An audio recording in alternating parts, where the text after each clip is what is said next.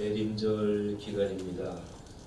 예수 그리스도께서 이 땅에 오셔서 우리에게 주신 은혜가 여러분 모두에게 충만하시기를 주님의 이름으로 축복합니다. 한번 우리 악수는 하지 마시고요. 앞뒤 분들 잠깐 이렇게 보시면서 잘 오셨습니다. 축복합니다. 건강하십시오. 인사 잠깐 드리겠습니다.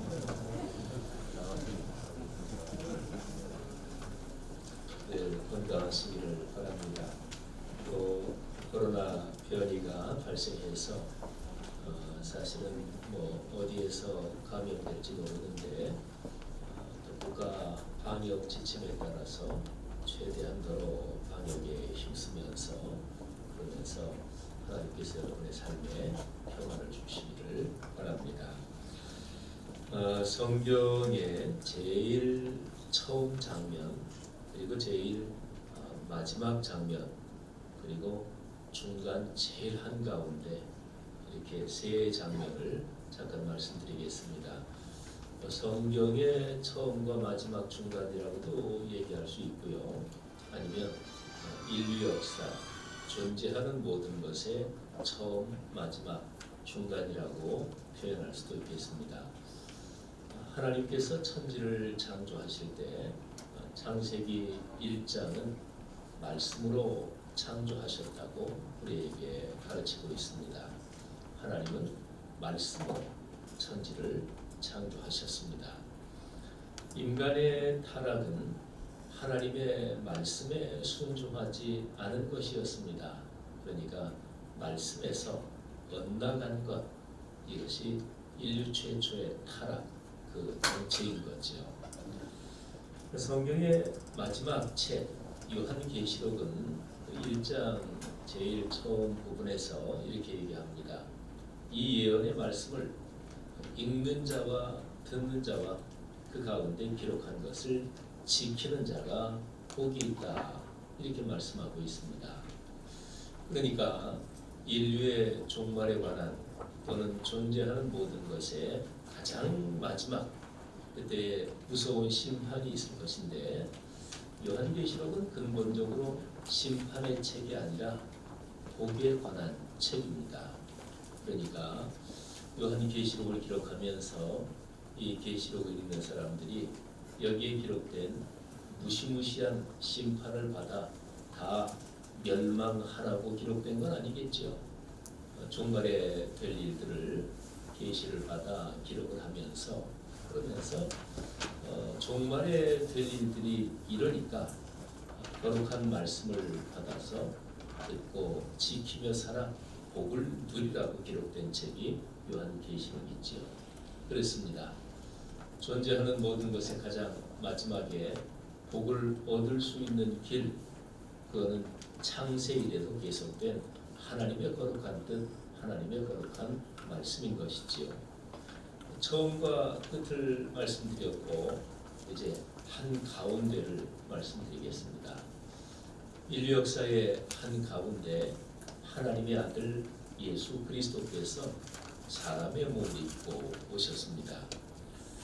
예수 그리스도 하나님의 아들 성자 하나님이신 그분이 인류에게 가르치신 모든 가르침 가운데서 가장 중요한 것 어떤 것을 꼽을 수 있을까요?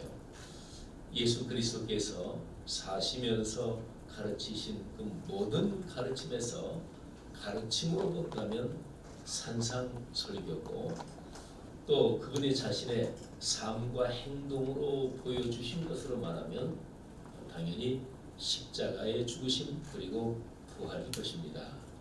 자, 그러면 산상설교의 가르침 그 결론이 다음과 같습니다.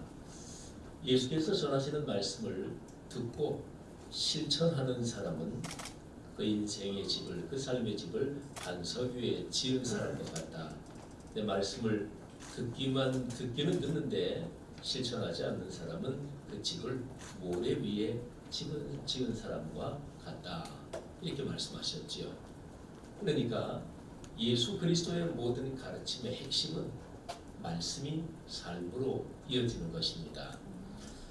저 유명한 선한 사마리아 사람의 비유를 말씀하시고 예수님께서는 맨 끝에 이렇게 말씀하십니다. 율법학자에게 말씀하시는 거죠. 가서 너도 이와 같이 하라. 그러니까 하나님의 거룩한 말씀대로 살아라, 이런 것이지요. 예수 그리스도의 십자가 사건을 여러 각도에서 해석할 수 있지만 예수님께서 겟세마네 동산에서 최후의 결전 기도를 하신 내용하고 연결시키면 십자가의 뜻이 아주 명백하게 드러납니다. 예수님께서는 겟세마네 동산에서 이 잔을 내게서 옮겨달라고 하늘아버지께 기도하셨습니다. 그런데 기도의 결론은 제 뜻대로 마시고 아버지의 뜻대로 진행되기를 원합니다. 그렇게 하늘아버지의 뜻, 말씀을 통해 계시하신 하늘아버지의 뜻에 당신 자신을 맡기셨지요. 그러니까 십자가 사건을 여러 각도에서 해석할 수 있지만 십자가 사건은 하나님 아버지의 뜻에, 하나님 아버지의 거룩한 말씀에 자신의 삶과 죽음, 존재를 다 맡긴 일이었습니다. 여러분, 제가 성경의 처음과 끝 그리고 한 가운데를 말씀드렸습니다. 공통점이 무엇인가요?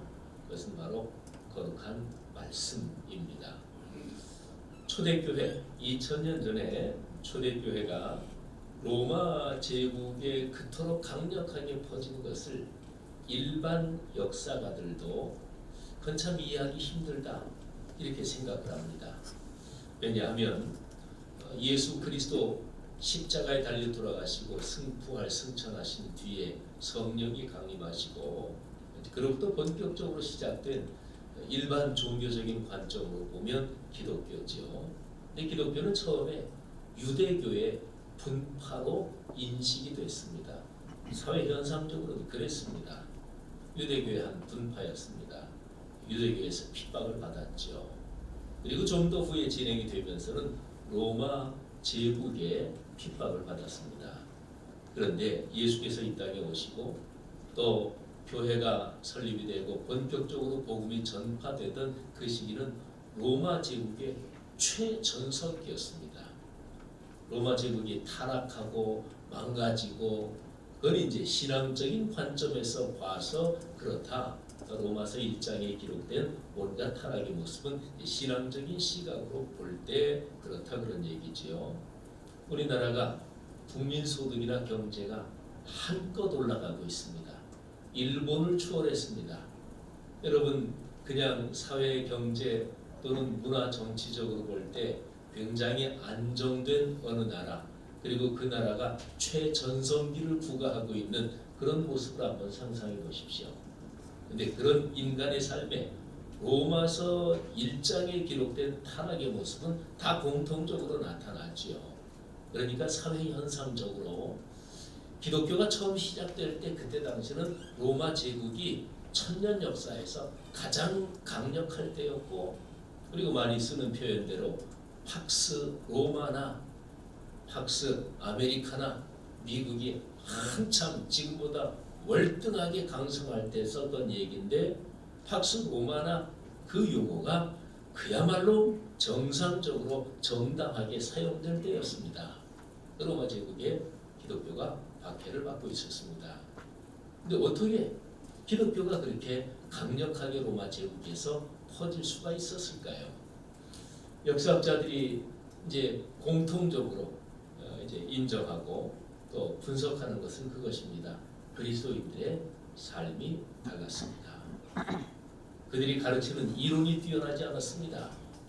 이론이 뛰어난 걸로 말하면 오늘날도 인류 역사의 최고의 가치로 치는 그리스 신학 철학이 아직까지 쟁쟁하게 살아있을 때였습니다. 로마의 스토아 철학은 지금까지도 대단하고 고매한 철학으로 오늘날 인류 역사에 흘러내려오고 있습니다. 마르쿠스 아우렐리우스의 명상록은 인류의 정신 문화에서 지금까지 내려오는 고전 중에 고전이고, 아우렐리우스 황제는 탁월한 스토아 철학자이기도 했습니다. 그런데 거기하고 그 기독교가 무슨 차이가 있었을까요? 그리스도인은 삶이 달랐습니다. 일상의 삶이 달랐습니다. 우리나라에 기독교가 처음 들어오던 1800년대 후반, 그리고 우리 그리스도인 모두가 간절히 사모하고 하나님 그 부흥 다시 주옵소서 그렇게 기도하는 1907년의 평양 대부흥운동, 그 핵심이 무엇인가요? 예, 삶이 달라진 것입니다. 사랑하신 여러분, 오늘날 우리가 한국 교회에서 그리스도인의 한 사람으로 살아가면서 우리 한국 교회의 문제점이 무엇인가? 한국 교회가 왜 이렇게 약해졌나? 뭐 여러 가지 신학적인 또는 사회 현상적인 다각도의 분석이 가능하겠지만, 그냥 쉽게 생각하면 그리스도인들의 삶이 그리스도인답지 않은 것입니다. 예수를 믿는다고 하는데, 그런데 사회 각 영역에서 흔히 표현하는 대로 정치, 경제, 사회, 문화, 또 오늘 여기는 군 선교를 위해서 모인 그런 모임이니까 예를 들어서 군 공직이라든지 등등 사회 각 영역에 그리스도인들이 많은데 그들이 사는 모습이 그 영역에서 그리스도인이 아닌 사람들과는 이게 명확하게 다르고, 그리고 사랑하고 평화를 추구하고, 그리고 관용하고 포용하고, 다른 사람들이 볼 때 야, 저 사람들이 참 대단하다, 아니면 어떻게 저렇게 살 수 있지, 오늘날 한국 사회에서 그리스도인들이 그렇게 인식되고 있나요? 아쉽게도 그렇지 못한 거죠. 남보다 경쟁에서 이기고, 어떻게 하든 내가 더 주도권을 쥐고, 어떻게 하든지 간에 내 이익과 관심을 지켜내고, 교회라는 집단도 이 사회를 끌어안는 어머니가 아니라 이 사회 속에 있는 여러 가지 자기 헤게모니를 지켜내려는 집단들 중에 하나로 교회도 그렇게 돼버리면서, 그러면서 실제 삶의 현상을 통해 주는 그런 감동이 교회에 사라진 것입니다. 사랑하신 여러분, 지금이 마침 대림절인데 예수 그리스도께서 이 땅에 오심을 사복음서는 각각 참 특별한 방법으로 색다르게 전하고 있습니다. 근데 오늘 제가 설교 본문으로 선택한 말씀은 요한복음입니다. 요한복음 1장 14절에 이렇게 기록이 되어 있습니다. 말씀이 육신이 되어 우리 가운데 살기 시작하셨다. 성자 하나님을 요한복음은 말씀이라고 아주 명확하게 표현하면서 그 말씀이 우리 가운데 살기 시작하셨다. 말씀이 삶이 됐다는 얘기죠. 말씀이 지식으로만 들리는 것이 아니라 말씀이 일상과 인격을 변화시키기 시작했다. 그런 말씀이지요. 말씀이 삶이 되는 것, 이것이 기독교입니다. 요한복음 1장 14절 이 말씀은 성육신 신학의 근거가 되는 말씀이고요.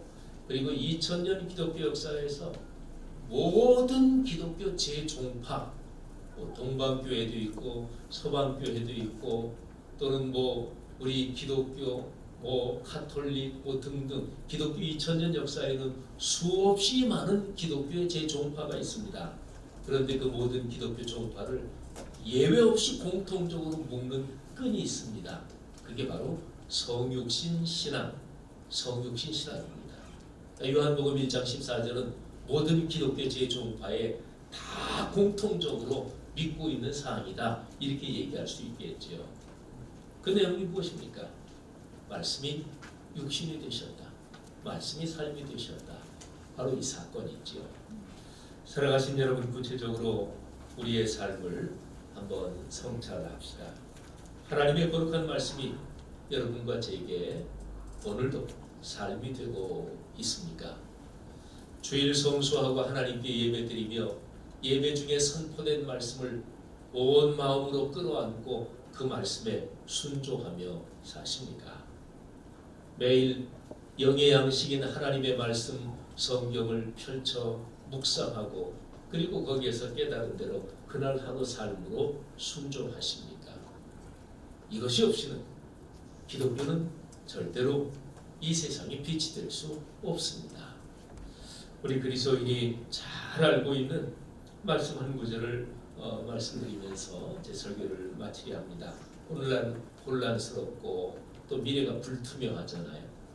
코로나로 꼬박 2년을 겪었고 이제 얼마 안 있으면 2022년인데 코로나 3년째를 맞이합니다. 2022년에도 코로나가 언제쯤 종식될 거다 그런 전망은 보이지 않는 불투명한 그런 시절에 우리는 대림절을 맞이하고 있습니다. 여러분 시편 119편 105절은 이렇게 말씀하지요. 주의 말씀은 내 발의 등이요 내 길의 빛입니다. 하나님의 거룩한 말씀이 우리 군선교하는 일뿐 아니라 우리 이 땅의 한국교회 그리스도인들의 삶에 빛이 되고 그래서 이 세상에 이것이 희망입니다. 이쪽으로 가야 길입니다. 이거를 우리 그리스도인들이 세상에 보여줄 수 있기를 간절히 바랍니다. 군선교회 헌신하시는 우리 존경하는 지도자 여러분들에게 하나님의 말씀이 넉넉하기를 다시 한번 축복합니다. 기도하겠습니다. 하나님 아버지 은혜 감사합니다. 거룩한 말씀이 우리의 일상과 인격을 변화시키는 그 복이 우리에게 넘치게 하옵소서. 한국교회 수많은 순교자들과 수많은 헌신자들의 그 피와 땀으로 하나님의 은혜로 지금 여기까지 걸어온 한국교회 하나님 다시 한번 말씀이 삶이 되는 은혜를 주옵소서. 특히 군선교회 하나님의 거룩한 말씀이 강력하게 작동되는 귀한 은혜를 주옵소서. 예수 그리스도 이름으로 간절히 기도 올립니다. 아멘.